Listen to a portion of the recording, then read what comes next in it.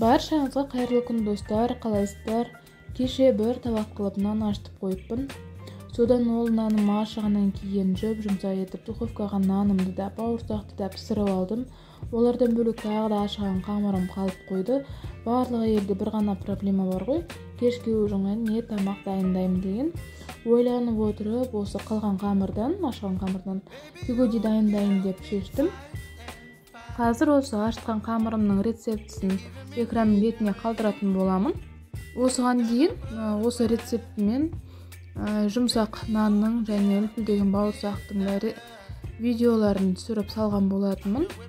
Егер қаласаңыздар, жоғарғы жағына сілтемесін қалдыратын боламын. Сол арқылы қарап көріп, арнама тіркеліп, лайк басып, комментарий қалдыра отырыңыздар.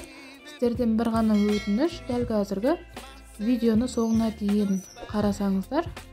Нанымызға рецептегінің барлығын қоса отырып, орташа жұмсақтықта қамырымызды ашытамыз.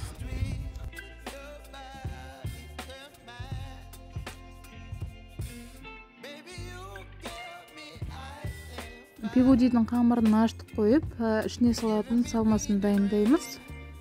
Пигодидің ішіне салатын салмасына картошка және пияз қажет. Картошкамызды соломка етіп турап аламыз, ал пиязымызды кубиктап тураймыз. Қызып тұрған қазанымызға пиязымызды салып, туырып аламыз да, оның үстінен томатымызды салып туырамыз. Томаттың орнына қысқа жабылған некра салатын қолданамын. Тымызды салып, қуырып алып, үстінен картошкамызды саламыз.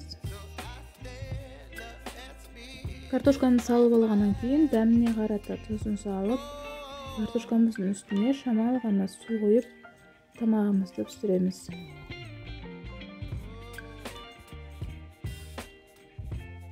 Салатын салмасы дайын болғанға дейін қамырын дайындаймыз. Қамырымыздың өзімізге керек бөлігін кесіп алып, ол бөліктің өзін кішкентай бөліктерге бөліп көтерілуге қоямыз. Көтерілген қамырларымызды шетінен алып, астына ұн сеуіп, қолымыздың көмегімен жаймалап жіберіп, піскен салмамызды арасына салып, түйіп, майланған мантаваркамызға саламыз. Мантаваркаға салған кезде барлығын жабыстырып салып қойып жүрмеңіздер, ол буға барып піскен кезде көтеріледі. Сол кезде жабысып қалмас үшін арасын сәл ашып салыңыздар. Видеоларымызды түйіп болғанша біз мантаварканың табасына суын құйып қайнатып аламыз. Түйіп болғаннан кейін бірден мантаваркамызды отқа қойып, жарты сағаттың ішінде пісіріп шығамыз.